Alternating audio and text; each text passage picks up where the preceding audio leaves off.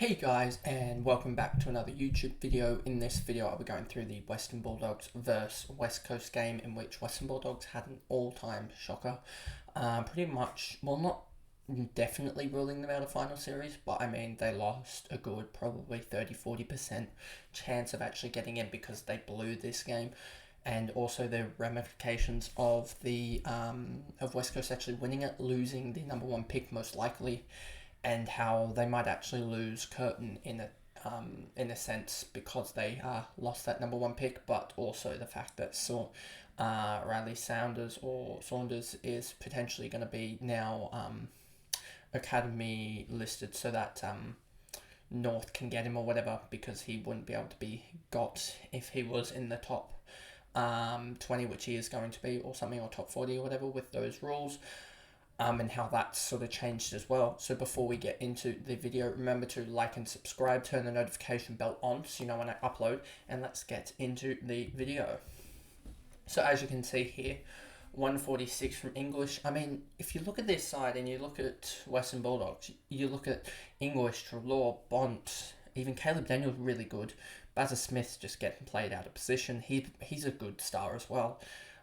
You got McRae as well, a really good star. You got Waitman, Hugo Hagen. You know, they have the list to be able to be top four, but I just don't know what BEVO's doing. I think he's done. I think he's cooked. So I think BEVO probably is going to be the first one to go. And then I also think Simpson's. I think both of these coaches are probably going to go in the off season. It's just a matter of is it from the club specifically, or is it the coach themselves that I guess resign. But with English, he had a monster game, absolutely dominated in the ruck. 51 hit-ups, I believe it was, and 146, including a 43-point last quarter. Good job to anyone that captained him over. Going for me, it was Marshall or English that was going to be my backup. I think it was English in the end that was going to be my backup if Newman didn't go large. And I was probably only a tackle or two away from actually going for English and going for it, which would have got me 20 more points. But yeah, still really happy that I got a good score out of my captain this week. You know, always take those 120s, because if you take those 120s, etc., and you try and bargain for, we didn't know if imagine if English had gotten injured or something like that, that would have burned a lot of people's rounds. So yeah, English 146 was absolutely huge. So yeah, always set a benchmark for your vice captain score and take that benchmark no matter who the matchup is. Maybe you increase it a little bit if it is a really, really favorable matchup, but never set the bar too high. Like, I was never going to be like, oh, Newman didn't go 135 or something like that, and therefore English is going to be my captain. I set a bar of about 118, 117 for Newman, and that's always been my VC score, because that's still a really good score to double up, and it also means that you're not really going to burn too many points with the potential for injury. Trelaw 143, what a pickup from me. I'm really, really happy with this, with Trelaw as I brought him in this week, as I knew that this West Coast matchup is really, really favourable to those guys, as they don't run a tag. And yeah, so bringing Trelaw in, and he's got a really good history against Geelong, including this year 130. So I was happy with bringing him in for the West Coast game, considering he also had Geelong afterwards, and Geelong are cooked for the season. I wouldn't be surprised if it's a retirement game for 3 or 4 of their guys, as well as a couple of their guys I think are too injured anyway, so they will be rested this game, as there's no point playing them as they're out of finals. And Western Bulldogs need to win, as well as have GWS lose to make finals, so I think they'll come out there really, really tough to get the win. You got Spontampelli 140. He was absolutely nuts in the second half. I mean, he was on 37 at halftime, and then he decided to put out 103 points in the second half. So did the opposite of what he was doing earlier in the year, where he was having the second half fade out, and tried to put, I guess, the team on his back in the second half. Absolute ridiculous effort from him. Even got a goal in there as well too. And I don't know, I think from what I've heard from the game, I think Bont's going to get a vote somewhere.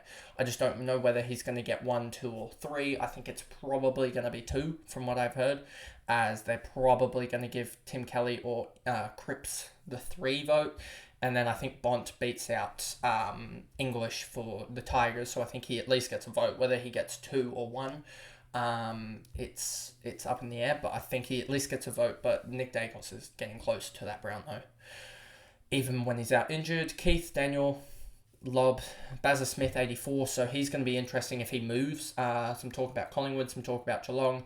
That's probably one of the videos, one of the type of videos that I'll do in the off season as well, is like trade talks, etc., and mock drafts, etc. As got to field some time between, I guess, some stuff. And Bazza Smith is going to be an interesting one, as I do think he will be on the move, as he's just shocking in this system.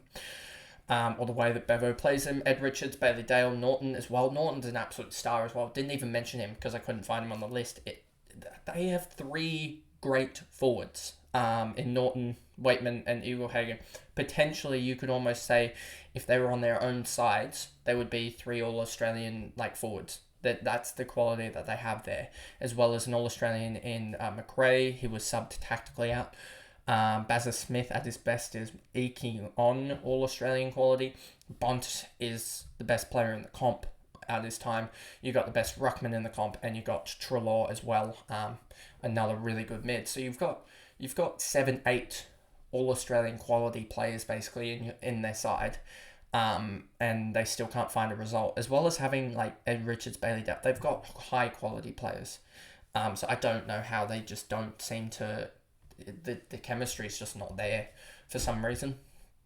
Norton O'Donnell was really good, and will be interesting next year to see what he is priced at. O'Donnell, let's see, 31 average, so that's going to put him around about that 270, 280k. So it'll be interesting to see what he is actually priced at. 31.8 times magic number, 280k. So yeah, it will be interesting to see what he is priced at. And then we talk about Waitman, Ugle-Hagan, Scott, McNeil. Then we move over to West Coast. Cripps 116. He's actually come back really, really strong, I'm pretty sure. And what a last quarter that was. I didn't catch any of this game as I had other commitments. But yeah, 3 goals in the last quarter from Cripps was absolutely nuts here, as you can see. Duggan, a 112. He's been a surprise packet, and yeah, I was happy that I actually picked him up in the end. That was a fun ride, I guess, and one of the guys that I'm happy I got lucky with injuries during that first half of the season, that I was able to actually keep Liam Duggan, and now he actually turned out to be a relatively good guy. I mean, he's almost averaged 100. It's going to end up probably being 96 or so. Oscar Allen, 106. Yeah, he was pretty good. Don't know how many goals he ended up with. 1, 2, 2 goals, 2, 3 goals, 2, 3 goals, 3. And it looks like 3 goals, 3. So, yeah, huge effort from him. Could have been an absolute bag. But, yeah, got the job done for West Coast as that. Him and Cripps kicked, 7 goals, 6 between them. That's 50 points almost. 48 points there. Tim Kelly was apparently best on ground from what I've heard from other people watching the game. And yeah, just a 100-point game seems to be his sweet spot. Gaff 99, good effort from him. McGovern 87 signed on in the midweek, so could be interesting with as that sort of shapes up the back line, and sort of him being there and hopefully fit will allow them to have another sort of less defensive guy but more ball distributor. So that could be, for instance, like a Witherden or someone like that really gets that ball I guess moving and can help. With Hearn wasn't playing this game, was he? No, I don't think he was. But so that will really help, and that will get a good fancy output. Especially with Duggan potentially moving down back again, that could be interesting next year. But I don't think you'd start with Duggan considering he's averaging 96. Rotherham, Hunt, Darling, Pecheski, Seaton, Williams. Williams, interesting. I think he's had that purple patch in the middle and has now sort of settled down and sort of is a ruckman that you want to target against because he concedes a lot around the ground, as well as I think it's something to do with West Coast having a high tackle based game or whatever, so they get a lot of ball ups and a lot of hit out opportunities. So we had, I think, in the end, Williams was in the 40s for hit outs, English in the 50s. I think there was over 120, 130 ruck contests or whatever. So yeah, just a massive amount of ruck contests, and so ruckman seemed to dominate in that West Coast matchup. Cole, Witherden, Yo got injured again. Apparently just too much time in the midfield and he's some lower leg injury or something. Edwards Hewitt. Hewitt again 61, so showing that he can score, but needs sort of the keys to the midfield, as he had a really good first quarter, but then sort of died out. No Long 59. Really happy that I ended up picking him up. Yes, it wasn't the best choice overall, but a guy that ended up being a 50 sort of guy for the whole season, was able to just pick him up within about an hour of the opening bounce in back in round 1, and ended up being a guy that slowly gained and was in my side for like 15 or so rounds. Jones, Marrett, Chesser injured again. It's just annoying with Chesser, honestly, and kind of sucks how he's a player's in there. It's just he needs to be in the right environment, etc. Patrick Kelly, Jack Williams 30. So another guy that I picked up, I think, late on in the year. And after the first game, I just needed him for ruck cover, and that worked really well. That he gained in price and he's now at 327 or whatever, 330 or whatever. But I was able to get 100k out of him, and then True 29 in the last quarter. That's a huge effort from him, and will be interesting. I just want to see how old is True, because if he's like a youngster, that could be interesting. 21 years old, so younger. Will be interesting if he gets a contract next year. I mean, he's played 70%, 62, 32, so his time on ground, I thought, was a little bit better. Obviously, he's just had a spurt in this Western Bulldogs game and scored really well, but yeah. Other than that, that pretty much is the video, and so yeah, a weird game in which both coaches might be sacked after this game, which is really, really weird. Like we might know before round 24 starting that they're both gone. I expect them both to probably be gone by the start of next season. And yeah, just another one where West Coast Eagles somehow came out with a win.